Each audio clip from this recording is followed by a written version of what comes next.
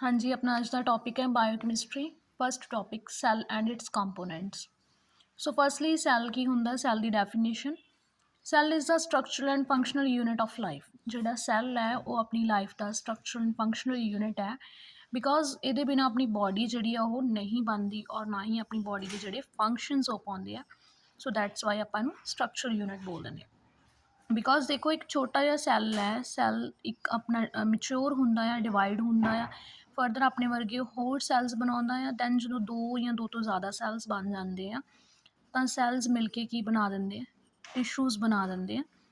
Tissues जो divide होंगे further tissues मिलके ऑर्गन बनाते हैं। Organ like liver, lungs, kidney. जो बहुत सारे ऑर्गनस बन जाते तो हर एक ऑर्गन का अपना पर्टिकुलर सिस्टम बन जाता है, उन्होंने आप ऑर्गन सिस्टम बोल दें। और जो ये सारे सिस्टम एक परसन के होंगे तो उन्होंने आप एक इंडिविजुअल काउंट करते हैं, इंडिविजुअल मानते हैं। सो स्टार्टिंग कितों हुई सी अपनी सैल तो। अगर सैल नहीं होंदा, सैल डिवाइड नहीं होंदा, मैच्योर नहीं होंदा, दैन टिशूज़ नहीं बनने सी। अगर टिशूज़ नहीं बनते ऑर्गनस नहीं होने सी, ऑर्गन नहीं होंगे तो ऑर्गन सिस्टम नहीं बनना सी, ऑर्गन सिस्टम नहीं होंदा तो एक पर्टिकुलर इंडिविजुअल नहीं बन पाना सी। सो सारा सिस्टम सैल तो ही स्टार्ट होया। सैल ने काम किया, सैल ने ही स्ट्रक्चर बनाया और सैल ने ही फंक्शनिंग की। सो दैट्स वाई आपां इहनूं की कहने हैं, cell is the structure and functional unit of life.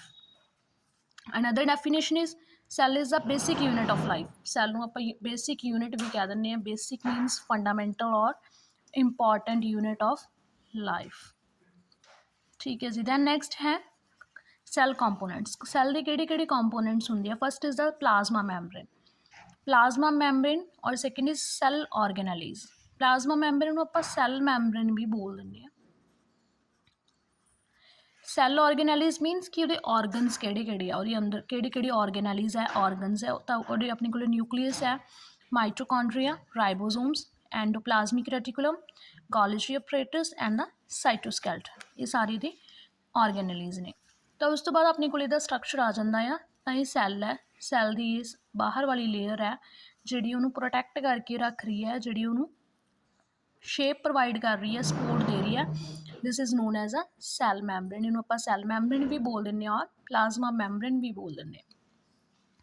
Then cell के सेंटर के जो पार्ट है उन्होंने आप न्यूक्लीयस बोल दें। उस तो बाद न्यूक्लीयस के अंदर ये दिस वन इज़ न्यूक्लीयस, और न्यूक्लीयस के अंदर न्यूक्लियोलस है जिहदे अपना जैनेटिक मटीरियल होंदा है, DNA वगैरह होंगे ने। उस तो बाद माइटोकॉन्ड्रिया की होंदा है। Then this is mitochondria. Then this is a ribosomes. ये राइबोसोम्स है। और दैन अपने को एंडोप्लाज्मिक रेटिकुलम होंदा है। एंडोप्लाज्मिक रेटिकुलम दियाँ दो टाइप्स होंदियां ने, जिहदे सरफेस के उपर, जिहदी आउटर लेयर के उपर राइबोसोम्स प्रेजेंट है उन्होंने आप रफ एंडोप्लाज्मिक रेटिकुलम बोल दें। तो आउटर सरफेस के उपर राइबोसोम्स हैगे ने। जिहदे सरफेस के उपर राइबोसोम्स नहीं, this is known as a smooth endoplasmic reticulum. तो यह सिंपल है, तो आउटर कवरिंग के उपर किसी भी तरह के राइबोसोम्स प्रेजेंट नहीं है। ठीक है जी। उस तो बाद अपने को वैक्यूल्स होंगे ने, गोल्गी अपरेटस होंदा है, तो ये सारे सैल के कंपोनेंट्स आ जाते हैं।